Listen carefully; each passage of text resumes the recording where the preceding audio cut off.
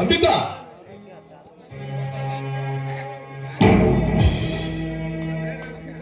ಒಳಗಡೆ ಏನ್ ಮಾಡ್ತಾ ಇದೀಯಾ?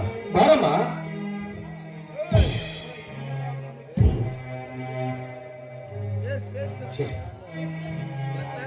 ಈ ಹೆಣ್ಮಕ್ಳು ಹೀಗೆ ಒಳಗಡೆ ರೆಡಿ ಆಗಕ್ಕೆ ನಿಂತ್ರೆ ಹೊರಗಡೆ ಯಾರು ಕುಗಿದ್ರು ಕೇಳಿಸೋದಿಲ್ಲ. ನಾನೇ ನೋಡ್ತೇನೆ.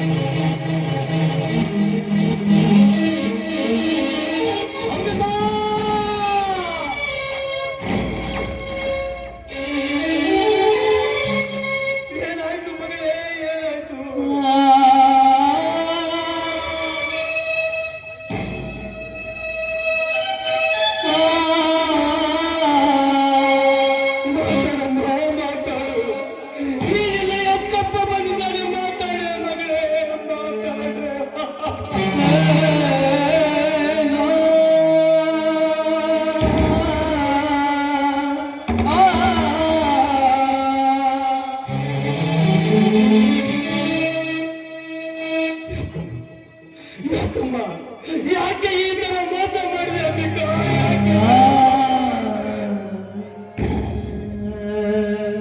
ಅಂಬಿಕಾ, ನೀನೇ ಮೆಚ್ಚಿದ ನಿನ್ನ ಪಾಲನೆ ಮಾಡೋದಕ್ಕೆ ಮದುವೆ ಮಾಡೋದಕ್ಕೆ ನಾನು ಮನಸ್ಸು ಮಾಡಿ ತಪ್ಪೇನಪ್ಪ.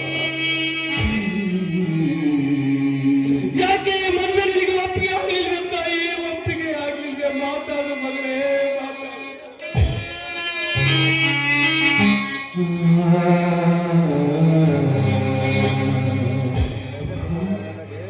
ರಾತ್ರಿ ಬರುವಾಗ ಅಪ್ಪ ನಾಳೆ ನಾನು ಮದುಮಗಳಾಗಿ ಮದುವೆ ಮಂಟಪಕ್ಕೆ ಹೋಗ್ತೀನಿ ಅಂತ ಹೇಳಿಲ್ಲ ತಾಯಿ.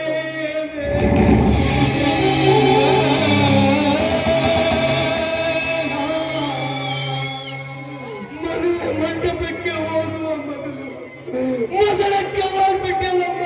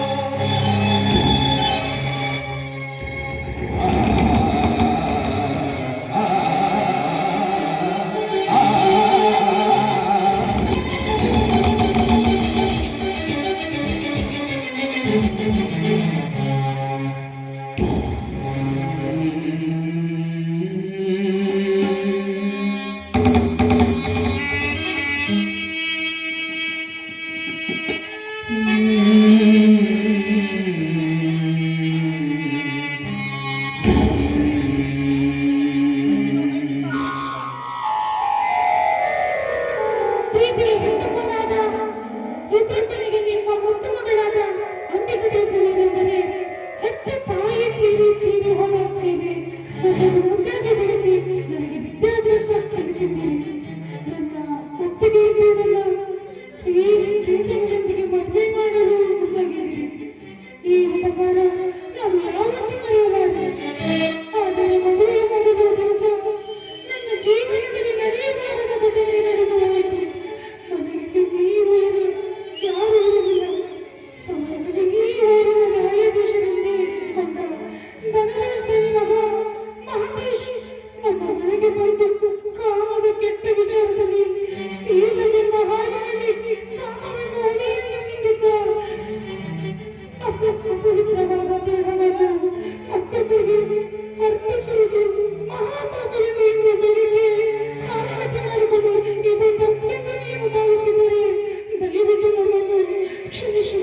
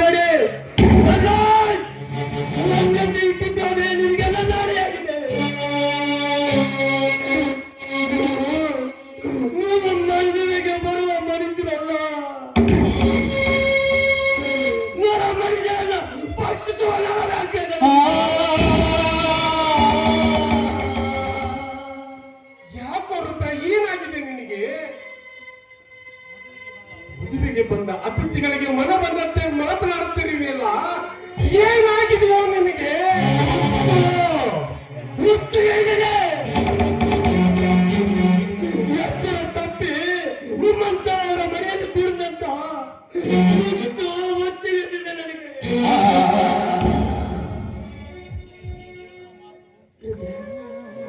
ಯಾಕಪ್ಪ, ಏನಾಯ್ತು ನಿನಗೆ? ನಮ್ಮನ್ನು ಗೌರವದಿಂದ ಮಾತನಾಡಿಸ್ಬೇಕಾದವನು ನೀನು ಇಂದು ನಮಗೆ ಏಕವಚನದಲ್ಲಿ ಮಾತಾಡ್ತಿದ್ದೀಯಲ್ಲ, ಏನಾಗಿದೆ ನಿನಗೆ? ಅದು ಅಲ್ಲದೆ ಇವತ್ತು ನಿನ್ನ ಮಗಳ ಮದುವೆ ಅಲ್ವೇನೋ?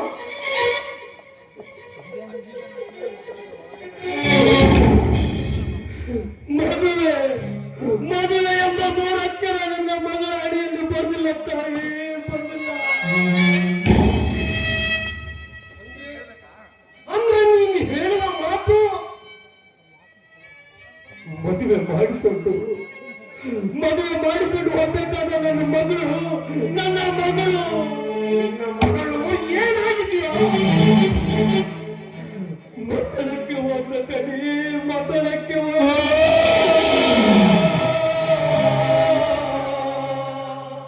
ಈ ಮಾತು ಸತ್ಯವೇ? ಸತ್ಯ ಕಣ್ತುಂಬ ನೋಡಿ ಸತ್ತು ಹೇಗೆ ಮಲಗಿದ್ದಾಳೆ ನನ್ನ ಮಗಳಂತ ಕಣ್ತುಂಬ ನೋಡ್ತಾ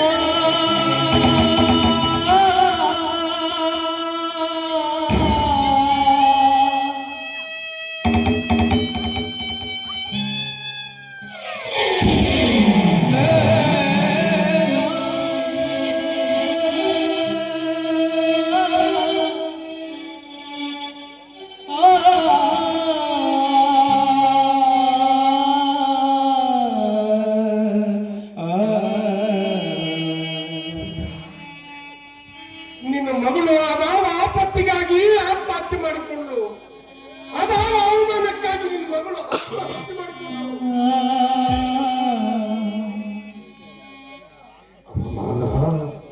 ಅಪಮಾನದ ಮಾತಿಗೆ ಬಗ್ಗೋಳಲ್ಲ ನನ್ನ ಮಗಳು. ಅವಳಿಗೆ ಅವಮಾನ ಮಾಡಿ ಅವಮಾನಗೊಳಿಸಿ ಅವನ ಆತ್ಮಹತ್ಯೆಗೆ ತಳ್ಳಿದ.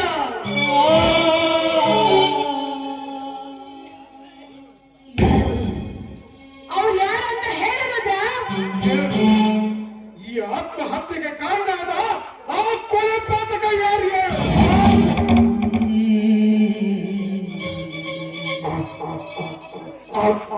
ಕುಲ ಭಂಗ ಯಾರು ಅಲ್ಲ, ಅವನು ನಿಮ್ಮ ಉದರಲ್ಲಿ ಜನಿಸಿದ ಮಹಾಶೇಷ.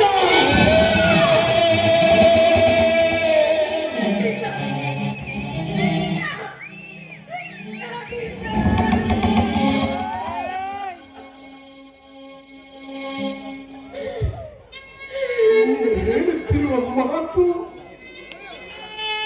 ಸತ್ಯವೀರುದ್ರ.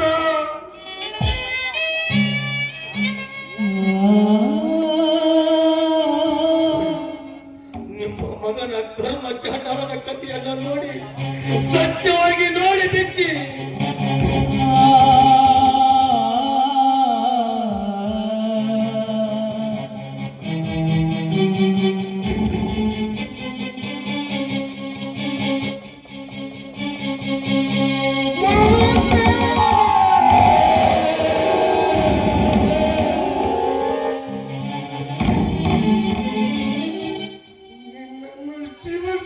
ಮಠದಲ್ಲಿ ಬೆಳೆಸಿದ ಅರಗಿಳಿ ಎಂದು ನಾನು ತಿಳಿದಿದ್ದೆ. ಆದರೆ ನೀಚರ ಮಾತು ಕೇಳಿ ಹಸಿ ಮಾಂಸ ತಿನ್ನುವರಣ ಹತ್ತು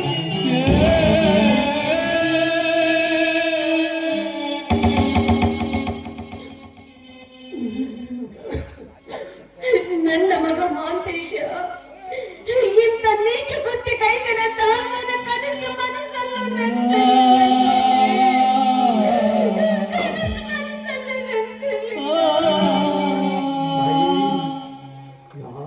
ನೆನಪಿರ್ಲಿಲ್ಲ. ಆದ್ರೆ ಕನಸನ್ನು ನೆನಪು ಮಾಡಿಕೊಂಡು ಹೋದವನು ಇಲ್ಲಿಲ್ಲ. ಇಲ್ಲಿರುವವರು ನಾವು ಮೂರೇ ಜನ.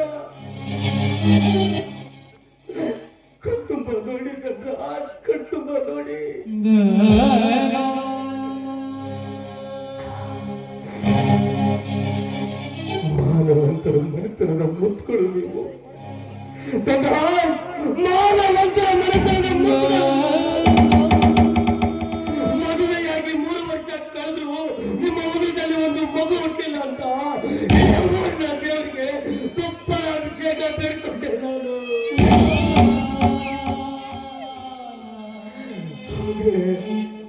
ಆದ್ರೆ ನಿಮ್ಮ ಎತ್ತು ಮಗ ಆ ನೆರೆದವರಿಗೆ ವಿಜಯನಗರ ಹೋಗ್ಬಿಟ್ಟ.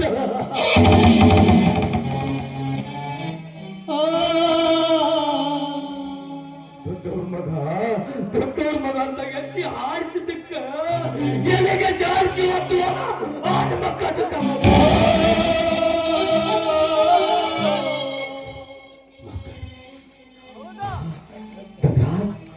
ಅವತ್ತು ನಾನು ನಿಮ್ಮನ್ನು ಮಾತು ಹೇಳಿದ್ದೆ.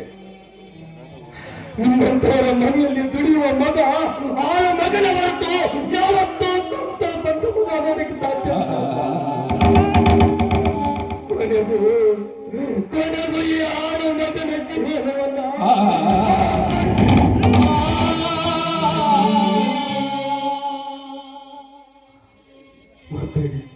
ಮಾತಾಡಿದ್ದನ್ನ ಮಾತಾಡಿ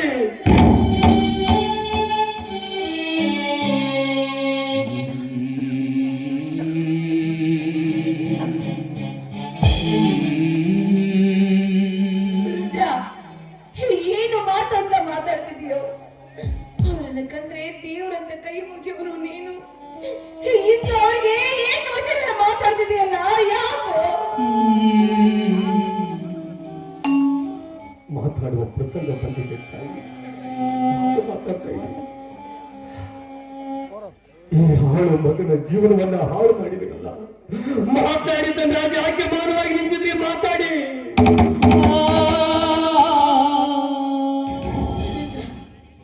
ನಿನಗೆ ಕೈ ಮುಗಿದು ಬೇಡ್ಕೊತಾ ಇದ್ದೀನಿ, ದಯವಿಟ್ಟು ಮನನ್ನು ಎಂದ ಮಾತುಗಳನ್ನ ಆಡಬೇಡ ರುದ್ರ. ಮನನ್ನು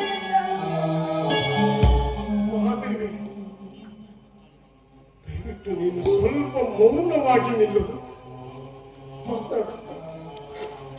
ನಿನಗೆ ಏನು ಮಾತನಾಡಬೇಕಾಗಿದೆಯೋ ಅದನ್ನೆಲ್ಲ ಮಾತನಾಡಬೇಡ. ಯಾಕೆಂದ್ರೆ ಹೆತ್ತ ಮಕ್ಕಳನ್ನ ಕಳೆದುಕೊಂಡವರನ್ನು ಹೆತ್ತ ಕರುಳಿಗೆ ಗೊತ್ತೇ ವಿನಃ ನಿಂತು ನೋಡುವವರಿಗೆ ಅದು ತಿಳಿಯಲಾರದು. ರುದ್ರ, ಈಗ ನಿನ್ನ ಮಗಳ ಮದುವೆ ಸತ್ತಿಲ್ಲ, ನನ್ನ ಮಗಳು ಸತ್ತಿದ್ದಾಳೆ. ಈಗ ನಿಂತು ಹೋದದ್ದು ನಿನ್ನ ಮಗಳ ಮದುವೆ ಅಲ್ಲ, ನನ್ನ ಮಗಳ ಮದುವೆ. ಮಗ ಮಾಡಿದ ತಪ್ಪನ್ನ ಮೆಚ್ಚಿಕೊಳ್ಳುವಂತ ಮೂರ್ಖ ನಾನಲ್ಲ. ತಪ್ಪು ಯಾರೇ ಮಾಡಿರ್ಲಿ, ತಪ್ಪು ತಪ್ಪೇ. ಎಷ್ಟೇ ದೊಡ್ಡವರು ತಪ್ಪು ಮಾಡಿದ್ರು ಸಣ್ಣವರೇ ಆಗ್ತಾರೆ. ಅಂದಾಗ ನೀನು ಮಾತನಾಡೋದ್ರಲ್ಲಿ ತಪ್ಪಿಲ್ಲ. ನೀನು ಬರೀ ಮಾತಿನ ಪೆಟ್ಟಿನಿಂದ ಹೊಡೆಯುವುದಷ್ಟೇ ಅಲ್ಲ, ನಿನ್ನ ಕಾಲಲ್ಲಿರುವ ಚಪ್ಪಲಿಂದ ನಾವು ಸಹಿಸಿಕೊಳ್ಳುತ್ತೇವೆ. ಯಾಕೆಂದ್ರೆ ತಪ್ಪು ಮಾಡುವ ಮಕ್ಕಳನ್ನ ಹೆತ್ತದ್ದು ಹೆತ್ತವರ ಕರ್ಮ.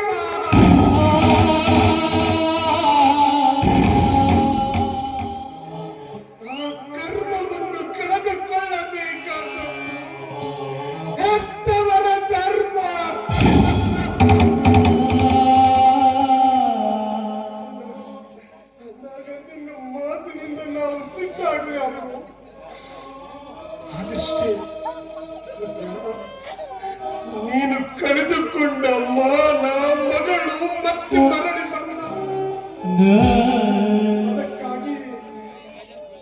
ಅದಕ್ಕಾಗಿ ನಿಮ್ಮ ಮಗ ಮಾಡಿದ ತಪ್ಪನ್ನ ನಾ ಮರಿಬೇಕಾ? ಬಿಡುವಂತ ಹೇಳಲು ನಾನು ಹುಚ್ಚನಲ್ಲ. ಎಚ್ಚರ ತಪ್ಪಿ ನನ್ನ ಮಗ ಮಾಡಿದ ತಪ್ಪಿಗೆ ಅದು ನಿನ್ನ ಕೈಯಿಂದ ಆಗಬಾರ್ದು. 10 ಜನಕ್ಕೆ ನ್ಯಾಯ ಹೋದ್ರೆ ಆ ಶಿವನು ನನ್ನನ್ನು ಮೆಚ್ಚಲಾರ.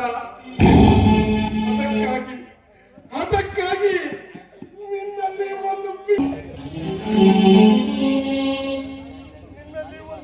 ಭಿಕ್ಷೆ ಕೇಳ್ತಾ ಇದ್ದೀನಿ. ಅದು ಮಾತ್ರ ಇಲ್ಲ ಅಂತ ಹೇಳ್ಬಾರ್ದು. ಕೇಳಿ ಏನಂತ ಕೇಳಿ. ನಾನು ಮಾತು ನಡೆಸ್ಕೊಡ್ತೀನಿ ಅಂತ ಮೊದಲು ನನಗೆ ಮಾತು ಕೊಡು.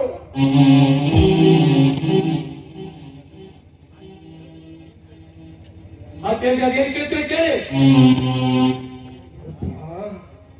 ಸುತ್ತ 40 ಹಳ್ಳಿಗೆ ನಮ್ಮ ಮನೆತನ ನ್ಯಾಯವಂತರ ಮನೆತನ.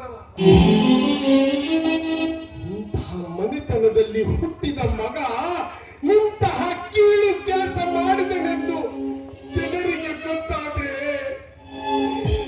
ನಮ್ಮ ಮನೆತನದ ಮಾನ ಮಣ್ಣು ಪಾಲಾಗಿ ಹೋಗುತ್ತೆ. ಜನರಲ್ಲಿ ನಾವು ಬದುಕಿದ್ದು ಸತ್ತಂತೆ.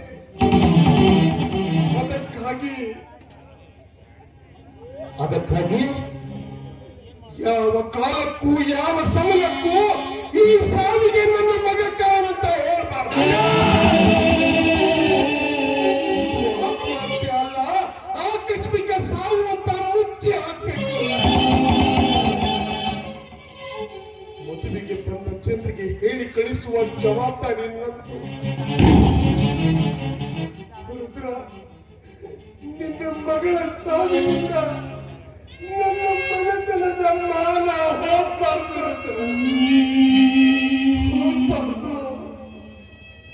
ನನ್ನ ಮನೆತನದ ಮಾನ ಉಳಿಸ್ಕೊಡು ಅಂತ ನಿನಗೆ ಕೈ ಮುಗಿದು ಬೇಡ್ತೀನ.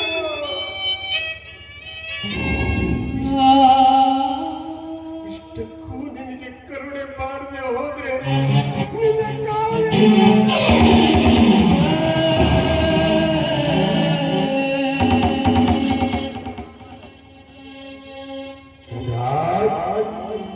ನೀನ್ ಹೇಳುವ ಮಾತು ಹೇಗಿದೆ ಅಂದ್ರೆ ಹತ್ತರೆ ಕಣ್ಣೂರು ಬಾರದಂತೂ ಅಲ್ವೋ ಎನ್ನುವಂತಿದೆ.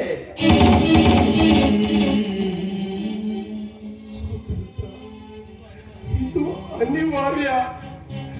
ಕೈ ಸುಟ್ಟ ದೀಪದ ಕೋಪಕ್ಕೆ ಪಣತಿಯನ್ನ ಹೊಡೆಯಬಾರದು. ಹೌದು ರುದ್ರ, ಮಗ ಮಾಡಿದ ತಪ್ಪಿಗಾಗಿ ಈ ಮನೆತನಕ್ಕೆ ಕೊಂದು ಬೇಡ. ನೋಡು, ನೀನು ಈ ಮನೆಯಲ್ಲೇ ಬೆಳೆದಿದೀಯ. ಇದು ಒಂದು ಭಾರ ಹೊರು ಅಂತ ನಾನು ನಿನಗೆ ಕೈ ಮುಗಿದು ಕೇಳ್ಕೊತಾ ಇದ್ದೀನಿ. ದಯವಿಟ್ಟು ಇಲ್ಲ ಅಂತ ಮಾತ್ರ ಹೇಳ್ಬೇಡ ರುದ್ರ. ಮಹಾದೇವಿ, ರುದ್ರ ಇಟ್ಟ ಅಭಿಮಾನ ನೀನು ಹೆತ್ತ ಮಗ ಇಡ್ಲಿಲ್ಲ. ಮೊದಲು ನೀನು ಅದನ್ನು ಅರ್ಥ ಮಾಡ್ಕೋ.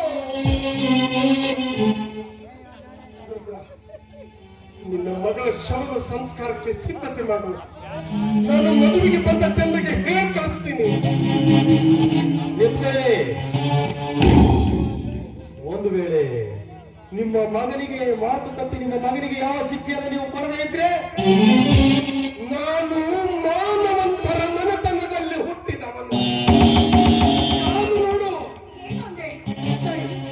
ದಯವಿಟ್ಟು ಈ ರೀತಿ ಆವೇಶಗೊಳಗಾಗುವುದು ಒಳ್ಳೇದಲ್ಲ. ನನ್ನ ಮಾತನ್ನು ಕೇಳಿ. ಮಗ ಮಾಡಿದ ತಪ್ಪು, ಆದ್ರೆ ಅವನನ್ನ ಊರಲ್ಲಿ ಇಟ್ಕೊಳ್ಳೋದು ಬೇಡರಿ. ಊರು ಬಿಟ್ಟು ಎಲ್ಲಾದ್ರೂ ದೂರ ಕಳಿಸೋಣ. ನಿಮ್ಮ ತಲೆಯಲ್ಲಿರುವ ಈ ಕೆಟ್ಟ ವಿಚಾರವನ್ನು ಮೊದಲು ಕಡಿದಾಗಿ ಸ್ವಾಮಿ, ಕಡಿದಾಗಿ. ಇದು ನಿನ್ಗೆ ಅರ್ಥ ಆಗೋದಿಲ್ಲ. ಹಾಗಾದರೆ ನನ್ನ ಮಾತನ್ನು ಕೇಳಿ. ನನ್ನ ಮಾತು ಕೇಳ್ತೇ ಇಲ್ಲ, ಸುಮ್ಮನೆ